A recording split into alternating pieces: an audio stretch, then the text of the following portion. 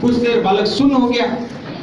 सुन्न होने के बाद में उस बालक ने साधु महाराज से कहा कि महाराज मुझसे गलती हो गई, मुझे माफ कर दो। नहीं, मैं तुझे श्राप दूंगा। फिर से उसने विनती की कि साधु महाराज मुझसे गलती हो गई, मुझसे माफ कर दो। नहीं, मैं तुझे श्राप दूंगा, तूने मेरी तपस्या को भंग कर। तो जब बालक कहता है कि महाराज जब मैं पत्थर इस आम के पेड़ को मारा था तो ये मुझे फल दे रहा था, तो क्या ये पत्थर आपको लगे, क्या आप मुझे श्राप देंगे? साधु महाराज को ये बात समझ में आ गई। तो जब इनको पत्थर मारा था तो इनको मीठे मीठे आम के फल मिल रहे थे और मैं जो उसको श्राप दूंगा, तो बोल अब तू क्या चाहता है? तो माफ कर दो। क्या तुझे यहाँ भी माफ किया और वहां भी माफ किया? तो दोस्तों हमारे अंदर एक प्रवृत्ति होनी चाहिए, माफ करने की प्रवृत्ति हमारे अंदर होनी चाहिए। जब तक हम किसी को क्षमा करने की प्रवृत्ति आदत नहीं डालेंगे, चाहे किसी भी तरह का व्यक्ति हो, हमारे अंदर एक बदलाव नहीं आ सकता। गुस्से से हमेशा क्या होता है, अपना ही नुकसान होता है और कभी कभी हम ये नुकसान कर जाते हैं, हमारे फाइटर को अपन कुछ भी बोल देते हैं। कहा है कि सफलता उसी को मिलती है, सफल वही व्यक्ति होता है जिसके अंदर खुद का बदलाव, सर ने कहा था खुद का बदलाव लाना बहुत जरूरी है, अपने आप को बदलना बहुत जरूरी है। सफलता के लिए दोस्तों एकाग्रता चाहिए, उस पानी की तरह अपने को दृढ़ता चाहिए। अगर पानी के अंदर जो पानी कितना भी छल छल करके वो कल करके चलता रहता है, अगर उस पानी के बीच में बाधा अगर कोई पत्थर भी पड़ जाता है तो पत्थर को धीरे धीरे किनारे करके साइड होके अपनी मंजिल की ओर बढ़ जाता है। हम एक बूंद है, हम एक बूंद से बने हुए हैं और यह परमात्मा की एक एक बूंद यहाँ बैठी हुई है।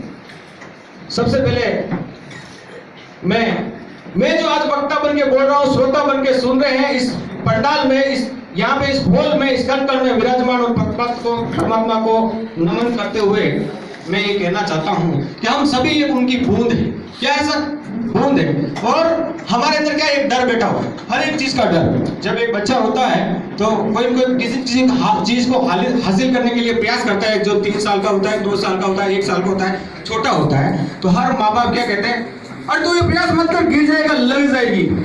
उसी दिन हमारे अंदर एक डर बैठना शुरू हो जाता है। जब वो किसी चीज को हासिल करने के लिए भागता है, घुटनों पे दौड़ता है, तो हमारे अंदर हमारे माँ बाप होते हैं, हम भी छोटे थे, वही बच्चे थे, तो हमारे अंदर क्या हुआ, रुक लग जाएगी, रुक ये मत कर, ये मत कर, या मत चढ़, ये मत कर, वो मत कर, ये मत कर, वो मत कर। तो हमारे अंदर इतनी नेगेटिविटी बढ़ देती है, उसी दिन से हमारे अंदर नेगेटिविटी आ जाती है और डर बैठ जाता है। उस डर के कारण आज भी हम उस डर को निकाल नहीं पाते हैं।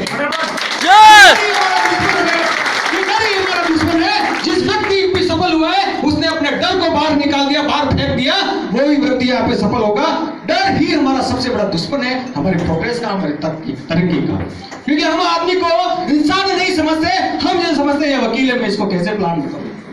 हम आदमी को इंसान नहीं समझते कि ये कलेक्टर है, ये फलाना है, ये फलाना है। हमने आज तक आदमी की प्रोफेशन से पहचाना है, कभी हमने इंसानियत से नहीं पहचाना कि ये भी इंसान है, मैं भी इंसान हूँ, ये भी जीवित है,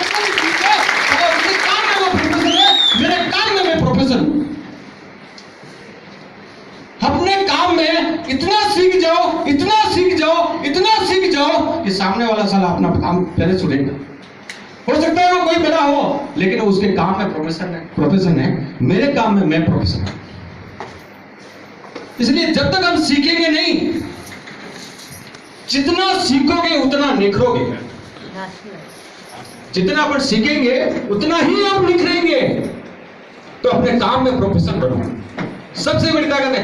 आप किसी भी ये सोच लो कि आपका अपलाइन अभी प्लान दिखाने आएगा, कितने दिन दिखाने आएगा, खूब सारे काम, और उसके भरोसे बैठे रहते हो, नहीं आता है अपलाइन, तो होता है क्या है, अरे यार आप तो आए नहीं, टाइम पे आए नहीं, ये हुआ ही नहीं, ये हुआ ही नहीं, फिर प्रोग्रेस होगी कैसे सर?